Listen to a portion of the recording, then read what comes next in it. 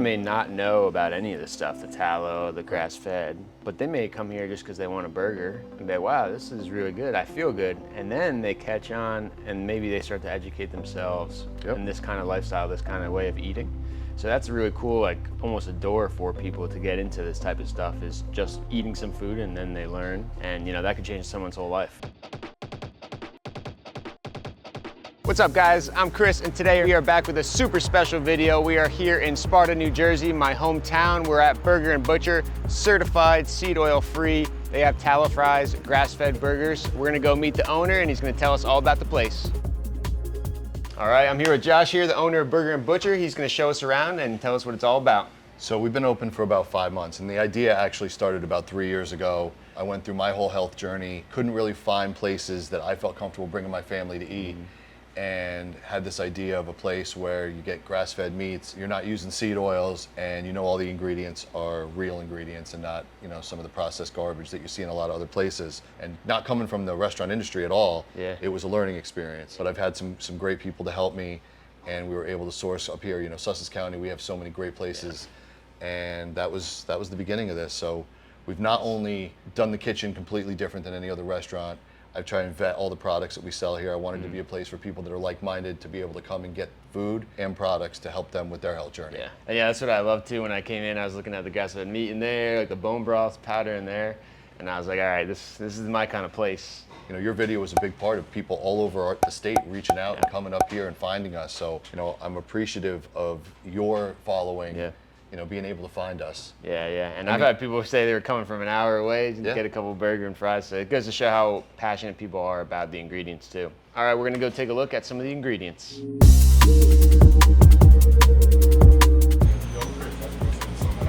Hey, thanks. Appreciate it, brother. That's awesome. Hell yeah. I had a few things that I was stressing about in the beginning as far as finding ingredients the way I would do it at home. Fries were one of them because we tried cutting our own fries and we fried them. They came out soggy and I just didn't like them. We had the frozen fries. They came out great, but then we looked at the ingredients and it was a no-go. So my chef, Ethan, did a bunch of research and he's like, I think I got it. So we have to take the fries, so we cut them first thing in the morning. They come in, they cut all the fries. They do a double fry, so they soak them first to get the starch out. They fry them, we set them here, they dry a little bit, and then she fries them up. So you double fry, and that's what makes it crispy. Double fry, so it's a lot more work, but the product comes out amazing. Yeah, and even when I'm making them at home, I'll do the pre-boil, let them cool, and then fry them the second time. But if you just fry them once, they usually get soggy pretty quickly. Then we got the fryers over here, pure tallow. Pure tallow. And you get that locally, it's actually U.S. Wellness Meats is a resource. They do all grass-fed meats. So not only is our tallow, but it's grass-fed, grass-finished tallow. Nice. That's so great. It's those little details that I think are important. Yeah. I think that's what sets us apart, is when people learn our brand and they understand all the little details that we pay attention to. Exactly. It matters. And a lot of people have said it before too, like the food itself isn't what's unhealthy. People think of ice cream, as burgers, as fries as unhealthy, but it's the ingredients that go into it that make it healthy or not. When you're using 100% grass-fed tallow, grass-fed burgers, good quality buns, flour, water, simple ingredients. It's so easy and it tastes so much better too. So it's really cool to see places like this popping up. And to your point, the bread, you know, that was one of the other things. It's hard to find bread without seed oils in it these days, right? Luckily, up in the Northeast, we have these old school Italian bakeries that still do it the right way. Eggs, butter, and wheat, and water. And, you know, Balthazar, but they didn't deliver up here. So, you know, luckily, that's where having good partners like Pat LaFrida comes in, because he's been really helpful in helping us get all the products that we want that make us who we are. Yeah, the buns are, like, if you go to a supermarket, there's not one bun that's decent in there, even at like a health food store like Whole Foods. But yeah, those Italian bakeries, it's where it's at. So that's another thing too. He makes all the sauces from scratch with avocado oil as well, which is another game changer. That's something too. You look at any place, just even the sauces alone, you can't escape the horrible ingredients. So you make, what kind of sauces do you make? So we started out with our special sauce, which is an avocado oil base. It's a mayo base, right? So we use egg yolks, avocado oil, and then it's all the spices and herbs that we put in to change it. Our special sauces are, you know, signature sauce for the burgers. Then we did a hot honey ranch for the chicken sandwich, which everybody loves. And then we do our own honey mustard. We do our own ketchup with imported Italian tomato paste. We wanted to bring in all the freshest ingredients for summer, so we did a BLT. And we did a basil aioli, fresh basil. So everything when we did that first initial batch, everything came from Kittatinny Farms up here. Yeah. And everybody loved it so much, we have to keep it now on the Really? menu. So now it's like a staple, and we added lettuce and tomato, so everybody wanted that on the burgers. We didn't originally have it because it's really tough to source good stuff in the winter, but popular demand and customers spoke, and so now we have lettuce and tomato. So you'll see we have, I'll show you in the fridge, we have heirloom tomatoes. Nice. So we're using heirloom tomatoes, we're using that basil aioli everybody's been putting on the burgers too, because it's so good. And it's good for summer, it's like lighter and fresher. Yeah, I like that, fresh flavors. Because you said you're not from the restaurant industry. Yep. What would you say has been the biggest like learning experience coming into something like this without any experience? So there's a lot, honestly, because it's not only that I didn't have restaurant experience, I've never had my own business either. Yeah. I mean, when I was young, I started my own business, but not where I actually had employees. So I had to learn everything from scratch. Wow. Luckily, like I said, my chef, Ethan, he actually was a personal chef for the Johnson family. Okay. He's worked in several restaurants. He's very like-minded. So when we sat down and I said, you know, these are my non-negotiables. And, you know, it was funny because he's like, listen, he goes, I want to do this so bad. He goes, but I'm your friend. He goes, I don't know if you can make that profitable. Yeah. He's like, if you're going to be spending that kind of money on ingredients, he's like, I don't know that you can make it. Yeah. And I said, well, all due respect, I'm like, I appreciate that as a friend. I'm like, but let me worry about that because I want to try. Yeah. And it was a leap of faith. And he's like, all right, well, I'll do it with you. But he's like, I only felt comfortable making sure that I told you that because, you know, he was a friend. And listen, you know, that's probably one of the biggest complaints we get is, you know, people that don't understand what we're doing, wanting to know why the cost is more. And to be honest, you know, our starter burger is $9.99. I think a Whopper right now is $11.99. So I've been very conscious because I didn't want to do something at a price point where families couldn't bring their kids, because that's why I did this for my family and other families.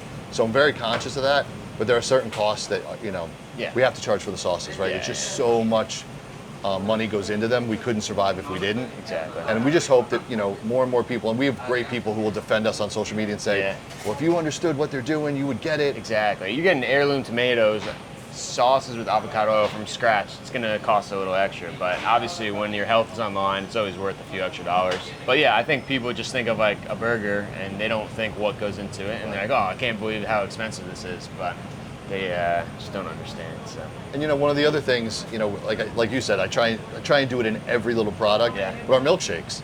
You know, I had a mother tell me the other day, it's the first milkshake her daughter ever had. Wow. I felt so good about the fact that this mother trusted us to be the one to provide her daughter with the first milkshake ever. But you know, the grass-fed organic milk. The little things like that, when you're paying double for every product, but it matters. You know, those little things matter. The ice cream. Local guy makes all the ice cream from scratch. No corn syrup, real sugar. Those little things matter. When I started going carnivore and I stopped using all the sauces and all the other stuff, I got really into salt. So I had like 6 or 7 different kinds of salt, but the one that I really started using, especially in my house and with my family, was Redmond's real salt. I wanted to make sure that all those details, all the things that I use at home, that I vet, that we used here, and it's funny, and you can see the difference. I mean, I was just telling you the story that the lady called me over to her table, pulled out her little container of salt and showed me it was the same as in our shaker, and she's like, you know what? She was this stuff, you know, it's the little details that people pay attention to, and you know, to me, this is the one thing, because they tell you forever how bad salt was for you, but once you really learn how good it is, it's only good if you get good salt, right? So if you're getting all the stuff with the chemicals in it, it's not great for you, but this stuff, phenomenal. And a lot of people don't realize too, it's the potassium, which unrefined salt like this has all those minerals in it, so you have a good mineral balance. When it's isolated, it's just sodium, and people are eating a processed diet with no potassium, that's when the blood sugar or the blood pressure issues come along. So that's another real food. And it also goes to show how serious people are about it. If someone is coming in here bringing their own salt in their pocket, but here we don't have to do that, so it's cool stuff. And those Jersey tomatoes, can't beat that. Just look at the color. Yeah, to me it's funny that they GMO'd these tomatoes because they thought they looked ugly. And now when I see a tomato, this is what I think of when I see a tomato. Exactly. Even you go to Whole Foods, they're all just like this, and they're all identical. But this is what that farm fresh stuff looks like. Always going with the chocolate milkshake. So we got some local ice cream, just egg yolks, cream, real sugar. Then we got the grass-fed milk. And then, you know, the flavors. So the one great thing is that he told me, you know, whatever you guys need, I can make it. Because then I don't use the bags of flavoring, and he goes, I put the real ingredients. So if you want cookie dough, because you're getting real cookie dough in there. That's awesome. Well done. So you do 3 different kinds of burgers. Yep. You do the grass-fed organic. You do just the just the Pat LaFreda prime, and then the Wagyu, right? Our basic burger is his brisket blend. Okay. Which there was a burger in the city that I fell in love with, and that's where I found out about Pat LaFreda, because the burger was so good. I'm like, I got to find out. So I started researching, where do they get their meat? What blend is it? Yeah. It's such a good burger, and he does everything right. So at least I know that it's hormone-free, antibiotic-free. Even if it's not all grass-fed, it's good meat. So that's our basic burger, because we wanted to have something approachable for families. Then we wanted to also have Wagyu, because I love meat, and there's just nothing like it. And there's some great farms in our country doing American Wagyu. Obviously you have A5 Wagyu, which is the highest of the high, and then my go-to is always grass-fed, grass-finished meat. And then as you learn more and more and more, you realize the details matter. So, thankfully Pat LaFreda teamed up with a farm that does organic grass-fed, grass-finished. So not only eating grass, it's not being sprayed.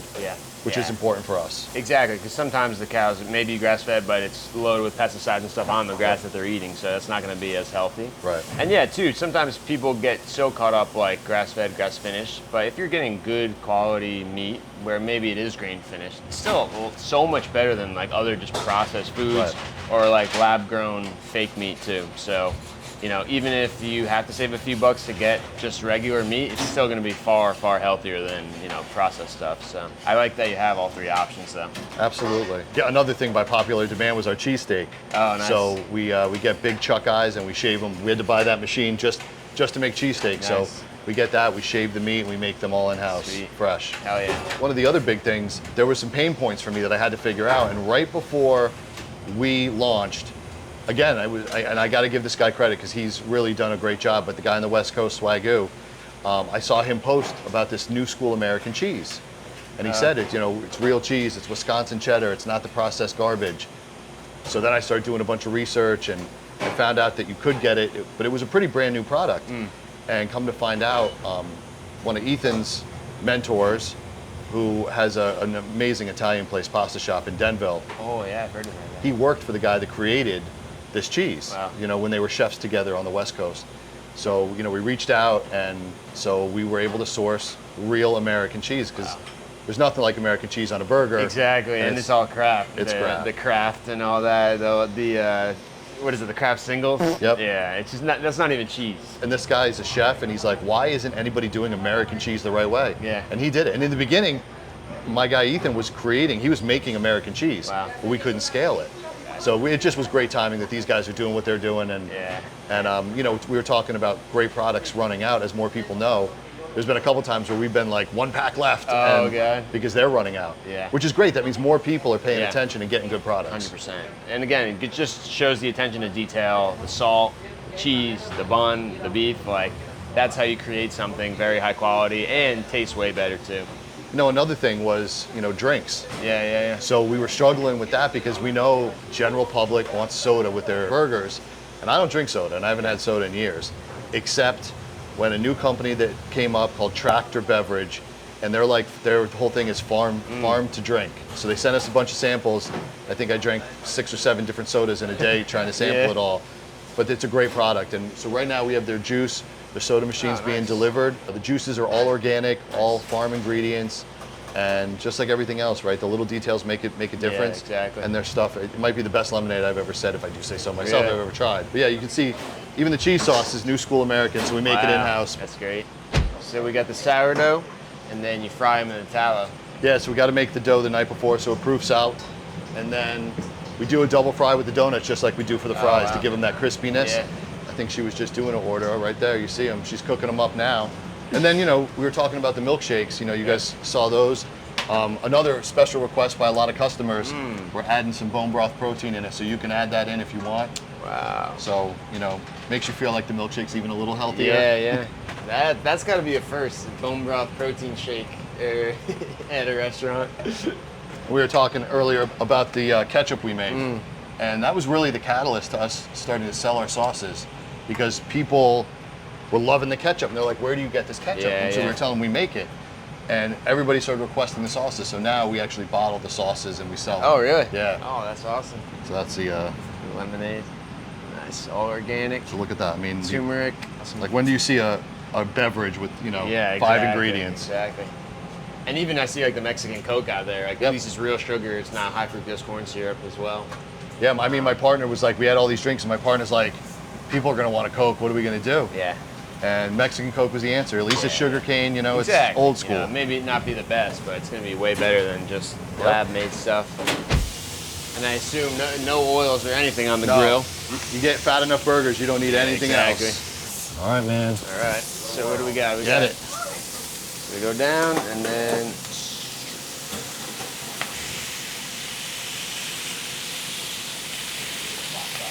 Is this flat enough? Good? A little more? Yeah. All right. How now? A little more? A little more. All right. See, they don't mess around. Perfect detail. Got to get that good crisp on it. Yes. That looks good. Yeah? Yeah? Good, yeah. Now then you got to get really good under. You got to get all that stuff. You want that good crust. Yeah. Oh, yeah. There, that's what you want it to look like. Slap the cheese on there. It's that real cheese. A little new school American. Oh.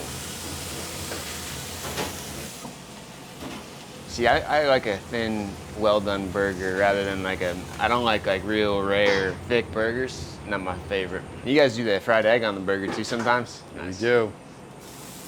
Good? Yeah. All right, mission success.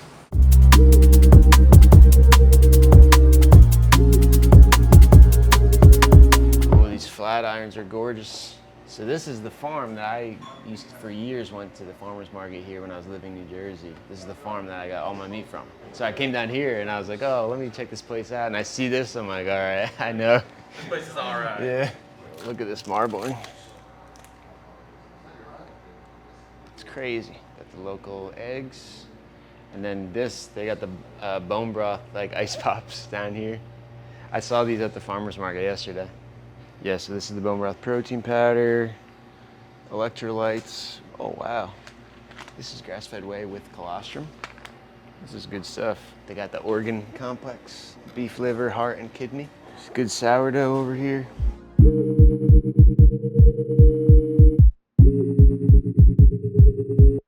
We'll start with the burger, the staple. Yep. Now, this is the grass-fed. That's the grass-fed. You got the gold is the Wagyu, and the black is the brisket blend. I'm gonna go with the grass-fed for now. On brand. And this has the basil aioli on it. Yeah, I put that on all of them just for the summer. And I know you got to try the other ones already. So when they're making that sauce, the whole kitchen smells like basil. It's amazing. I really like the basil. Yeah, I got to admit, when my guy first brought it up, I was like, yeah, we can try it. I don't know how that's gonna go. Well, I loved really it. nice. Everybody loved it. On a burger too, I like usually keeping it simple with just ketchup, but it has a really nice flavor. Yeah, it's a good light flavor for summer, especially when you got the lettuce and you got some of the veggies on there. I think it just pairs well. And originally, we just came up with it for the BLT. And then the BLT, we got neem ranch, organic bacon on there. Cheese fries with the real cheese. Yes, sir. And these are tallow fried tenders. Yes, sir. Now, I believe this is the hot honey ranch. I love the little kick on that one. So good. And I really do love that basil on there. Yeah. So good. My go-to lately for the burgers have been lettuce, tomato, the basil aioli, and jalapenos. And then I like to throw jalapenos on the cheesesteak too. Oh yeah. Even the good spring water. So where do you get the chicken? It's Bell and Evans. So Nice. we're gonna play around with, because we'd love to be able to do non-grain breading just as an option. So the chef's working on maybe trying to come up with our own breading option. But Bell and Evans, is a good solid product. So we're comfortable with what we have, but we're always looking to up our game. So I really love the basil on this burger. You guys, Who, I us? ain't eating this by myself. This is you, dude. This is all for you. get after it, boys. Pick up. He goes, it's rolling. This is Sit down. Be a part of the video. this is the lettuce and tomato. That's yours. Thank you very much. I got to give my guy credit, because when I started loving it, he didn't say I told you so. Oh yeah. So I was like, yeah, I don't know about it. It's awesome. There's a French restaurant in the city that has a famous burger. They only serve 13 a day unless you go on a Sunday for brunch, and then you can get them. And if you go right at opening, every table has the burger. It's crazy, but that's the meat, and I was in love with that burger. And that's how Pat LaFrieda came up here. Actually, I told my buddy, like, you got to get this burger blend. I'm like, it is unbelievable. It will set you apart from everyone. And so he created this relationship with Pat, and I was able to become friends with him through that. But you know, it made a big difference. Like, and that was really where I was introduced to the fact that where you source ingredients, especially main ingredients like your meat, makes a big difference. At his level now, the fact that he's still there at night butchering himself, That just goes to show he's passionate about it too. I was in college, just wanted to get jacked, you know, and you're eating protein, powders, all this stuff. But when I really fell in love and really took off was sourcing. You come into these farmers markets, you're getting fresh, local ingredients, and it makes cooking so much more fun. Yep. Tastes better, more nutritious. But that's really, for me, what kind of led me here, is I really fell in love with that process. Like, sourcing the best stuff you can, coming home and just creating something magical. you know, it's pretty much the same for me. I started on my health journey. I had put on way more weight than I ever had in my life. I mean, I spent my whole life in the gym, and I was traveling a lot. I was eating at restaurants all the time. I was up to 264 pounds. And so I started getting everything from the farmer's market, and I was still having trouble moving the needle, and I found carnivore, and it changed my life and changed my whole, medical situation. And I dropped 50 pounds like this. It was easy. And then during COVID, a buddy of mine sent me Thomas Keller, like, cooking videos, and I fell in love with, I'd go to the farmer's market, I'd buy whatever I could find, and then make a dish that night. It is crazy just how, like, instantly you can tell the quality is Yeah. so much better than anything else you're going to get at a regular restaurant. And that was one of the things, that was a leap of faith, because I didn't know how this was going to turn out. Doing the special sauce, doing the burgers from him, getting the buns from Balthazar. I mean, it wasn't until we were here, putting it together, did we actually taste it together. That's what I was gonna ask. How long was the process of, like, the tasting and, like, formulating the menu? I'd been cooking for years for my family. But of course, I didn't know how to scale. But really, we didn't get the buns until the first week or 2 weeks that we were open. We were getting a really good, another Italian bakery bun from the Bronx. But then we got this bun. I mean, it's like a croissant on a burger. I mean, it's perfect. It's another level. So, the sauces we played around at my house, but until we were here in our kitchen doing it for real, it came together, and you realize that what you put into it makes a big difference. Yeah. So you use avocado oil, honey in here. Yep. And then what, like, seasonings for the ranch? We don't use like a packet of seasoning. He makes everything himself. Fresh buttermilk in there, sources everything individually, and now he's taught all the guys how to make it. So Try that tender too, and have your milkshakes. I really love that basil. I know I've said it, but it's a very nice touch. Yeah. What do you think your favorite thing on the menu is?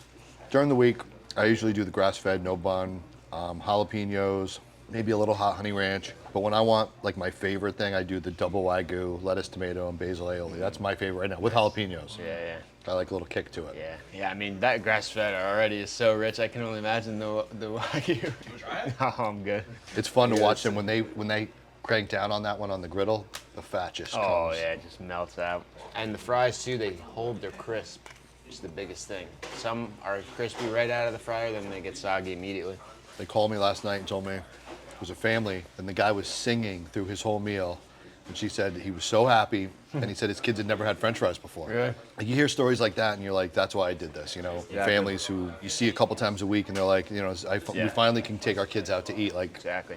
And when I met you the first time, I got a big order for my whole family. Yep. And everyone was saying like how good it was, but usually you get takeout and you feel like crap right after. And we were all like, wow, we feel good. And we ate donuts, shakes, fries, burgers, and we all were like, hey, I feel good. I'm not bloated. a friend called me, and she said she was at the gym, and two guys working out next to her were talking about eating here and how good they felt afterwards.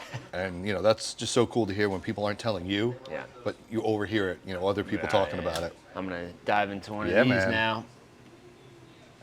Sourdough donut holes fried in beef tallow. Twice fried in beef tallow. Cinnamon and sugar is my weakness. You guys gotta try one. Oh my god. I like that it's nice and soft in the middle, crispy on the outside. They're still warm, I hope. You guys must go through all the napkins. Yes, we do. In the beginning, we just had the main dispenser with like the condiments and everything. And my boss, who I've known my whole life, he was like, I'm gonna give you a few tips. He goes, get napkin dispensers on the tables. He said, put another TV up. The napkins were definitely needed. That's part of eating good burgers. It's gotta be a little messy, there's no juice oozing out, it's probably not that good. Ooh, I'm getting full though. Following the reinforcements, eh? Yeah. Yeah, please. Those are incredible. You taste that sourdough right in the beginning. Yeah. That's really good. So you guys make the dough from scratch, the sourdough? Nice. And did the chef help you come up with that recipe? Yeah. So in the beginning, I was ordering way too many buns. I just didn't know. Yeah. And I mean, in our first week, we were slammed. So we had all these extra fresh buns. Yeah. You don't want to keep them too long. So he was making dough with the brioche bun. So he was coupling that with flour, Yeah, the yeah. sourdough starter, and he was blending into a dough and then letting it proof. Wow. Can't beat that. And the beef tallow too, it doesn't make it like beefy, but it makes it like just that nice, savory. Yeah, we definitely had to test that out first because I was like, I don't know about that. Yeah. But you didn't taste it at all. Yeah, it doesn't taste beefy at all. No. Yeah, if you didn't tell me, I would have no idea. Right. Yeah. Right.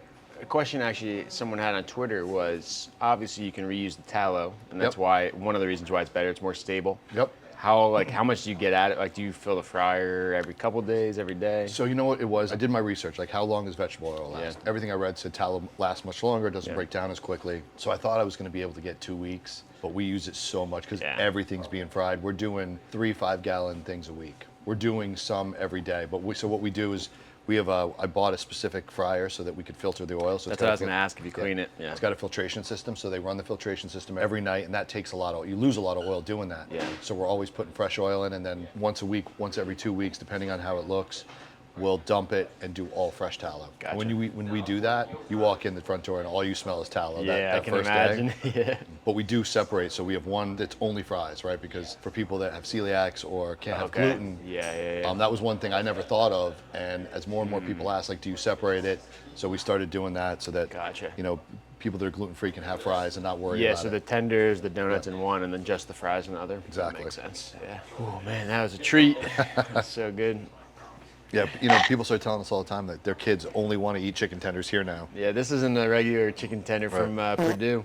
My sister actually, years ago, we didn't even live at Sparta at the time. She was at Crow's, bit into a chicken tender, got a piece of glass, sliced her mouth open.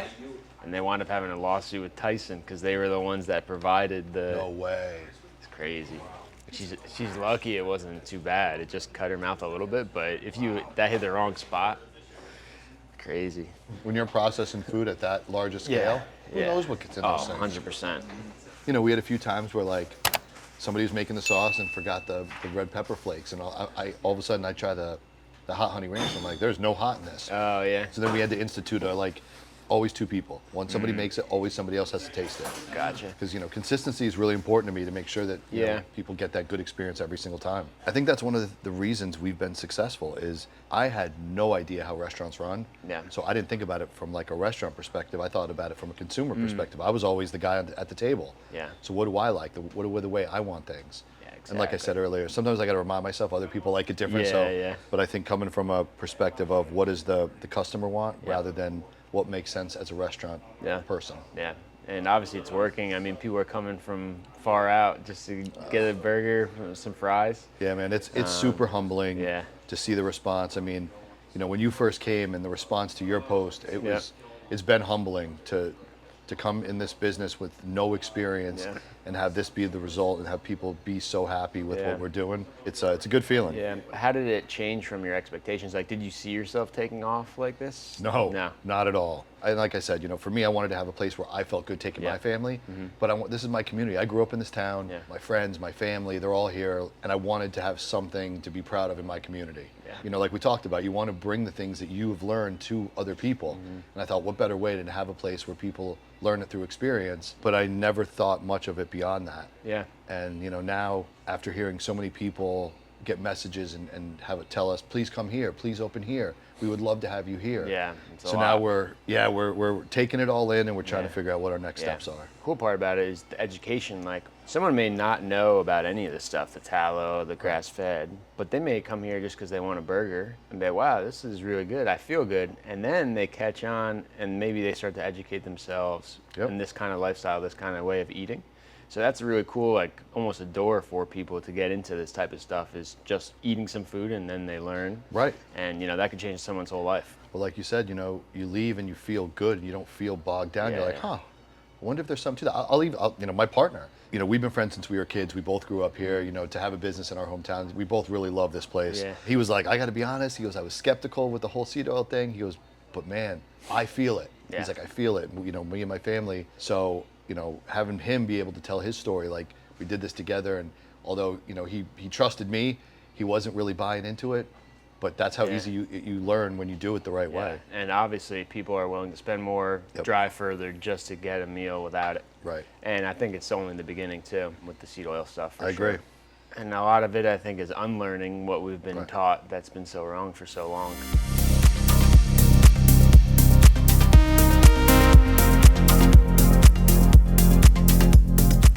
Yeah, so this farm was one of the first farms I ever went to when I went down this whole rabbit hole. Just wanted to get a bag of bones, so I called them, hey, you got bones? And they hooked it up, and I think that was the first time I ever made bone broth. But they have really good steaks and chicken and all that kind of stuff too.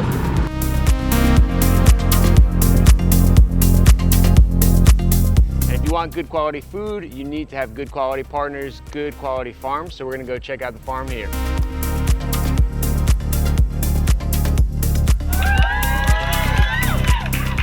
Do tumbling when I was younger. When I talk about 100% grass fed.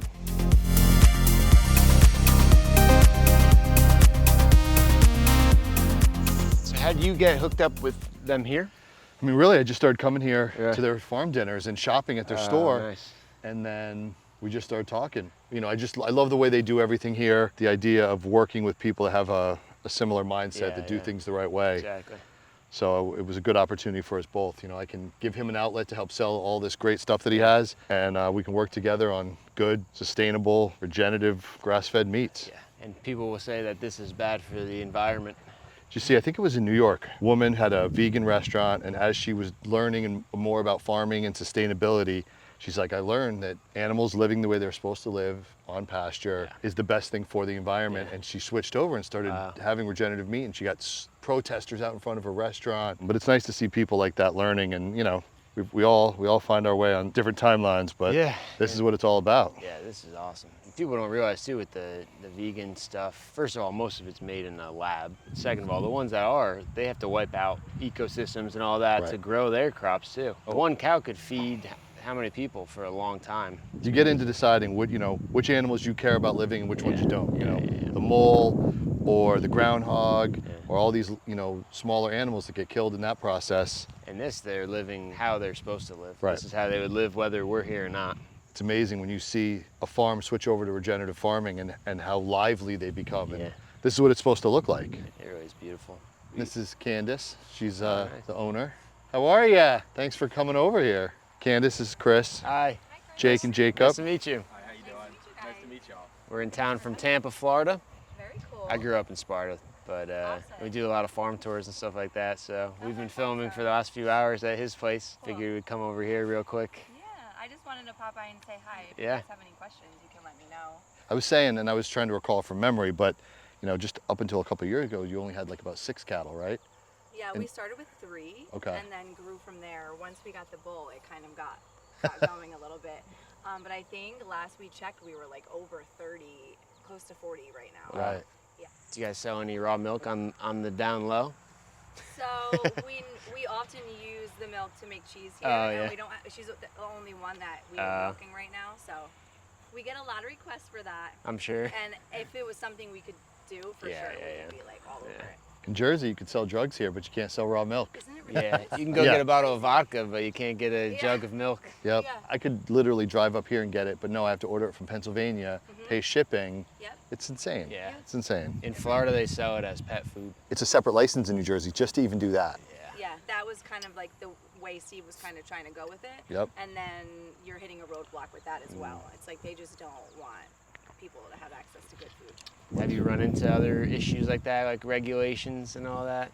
Or Not so much on the farming Yeah. side, but when you're combining the farming aspect with farm to table, Gotcha. it gets a little bit like tricky Yeah. because it's like the state is like, wait, are you a farm or you're trying to be a restaurant? Yep. So they want to kind of like take over everything you're doing and they can get money out of it. Yep. Yeah. They'll do that, but 100%. we decided we're going to do it the right way. So we've been working with like all the different like the county, the town, the state and just trying to make it overall cohesive so we can just do what we want to do. Yeah. Right. Which is essentially raise animals on site and then either cook the food here or, you know, Yep. offer it to different local Yeah. vendors that are interested in the same thing. Yeah, I used to come here before I moved to Florida, and I loved everything. I was telling them, I think I got the bones here the first time I ever made bone broth. Oh, awesome. Now I'm like the bone broth guy. That's so cool. Keep it local. Yeah. Keep it fresh, right? Listen, we're lucky up here that we can do that, you know, and I don't know why more people don't try to do that, but I think it gets wrapped up in like it's more expensive to eat Yep. this way. Sure. And unfortunately, yeah, the cost is a little bit higher, but well, I It's love, worth it. you hear people say like, pay it now or you're going to Or pay it pay it later. later. Yeah. And if you are getting it locally, typically it's not that much more. Like everything's so expensive now at the supermarket. You know what? you're Anyway. right. You're That- right. But it used to be, right? It Yeah. used to be, you would pay, I mean, legitimately, maybe almost double Yeah. for meat, but now it is almost the same. Yeah. So it is crazy that people are still going to the grocery store when they have Yeah. resources like this and some of these other farms. Because, I mean, even eggs. Eggs in some I was places are just gonna cheaper. say, we've seen that Yeah. with the Yeah. eggs that are people that are saying like our eggs are even cheaper than the grocery Yeah. store. Yeah, Yep. even if like if you get the pasture raised, like the Vital Farms, it's like $10, Yeah. $11 for Yeah. And it's Yeah. not all of it. Exactly. That it's supposed to be. Yeah, Like eating organically is great, but eating local is better. yeah. And knowing your farmer, knowing where Yeah. the food's coming from, because Right. organic nowadays means something totally Yeah. different than it kind of used to. Yep. If that makes sense. Well, I was telling Chris that, you know, working with you guys and the guys at Glenmalere, like I know how you guys treat your animals, how you farm, like, you know, like-minded people. It's good when you guys can work together and help each other, and I think it's It's important. it's ideal. Yeah. Yeah, and that's what I was saying too, like how you have all local ingredients, all the stuff you use, even in the freezer, local meat, Right. some of that bone broth stuff, like all that stuff is local, and that's super cool too, because people may see that and then start buying it on their own Yeah. separately.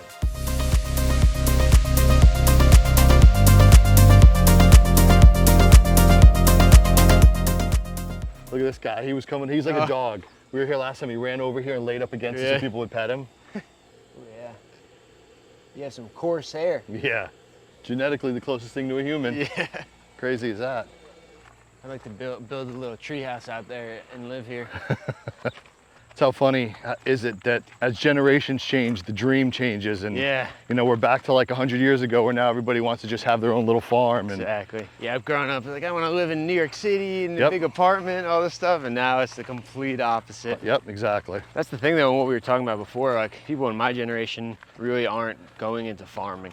No, I mean, It's kind of scary. it's really the boomer generation were the last people that, you know, really wanted to farm. Yeah. But you know, it doesn't help. The government makes it so difficult. Yep. They subsidize stuff that's not food. Exactly. They subsidize it for fuel, for seed oils. They subsidize it for a lot of things, but not to feed people. Probably by design. Yeah, unfortunately. It's honestly just comical seeing the government's health advice. The food pyramid. Yeah. It's like eat 40 grams of protein per day. Like that should be per meal at least. I always say there's a lot of things to complain about with social media, Yeah, but if there's one thing, it has been able to get the truth out because they just Yeah. couldn't stop it. 100%. There the sheep, already got pruned. They're looking like, what the? I know. Who are these guys? He must be the boss. They're all running. Like, yeah, get away from those guys. They can tell these two are from Florida. They're like, these guys aren't from Jersey. Pigs are funny, man. They're lazy. Oh yeah. You never see a lean pig. Yeah, every time I've seen a pig, they're doing exactly this. Oh, What's up, guys? It's all right. they got spooked. Sorry, guys. I didn't mean to scare you. He's like, all right, they're good. They're not coming We're after not here us. to harm. But yeah, this is like where they're supposed to be, out here eating acorns and stuff off the exactly. trees. Yep. And you look, you won't have much vegetation when they're around. They eat Yeah. everything. Like you were saying, same thing with chickens. Like people don't realize, chickens were the garbage cans for farms. Yeah, Meat, scraps, whatever it was, exactly. they ate it all. It's part of the cycle that people don't realize is that these animals are able to turn stuff that we really shouldn't be digesting Exactly. into bioavailable energy for us. Yep. And it's the stomach, the structure of the stomach. Yep. This guy's huge too. Oh my God. Yeah. Oh yeah, they push it and the water starts coming out. Oh really? They're smart. They're Yep. smart. This place is like heaven on earth. When it's nice out, they do the farm dinners out here, all surrounded by the herbs that they're eating. Love a nice steak with the rosemary and thyme.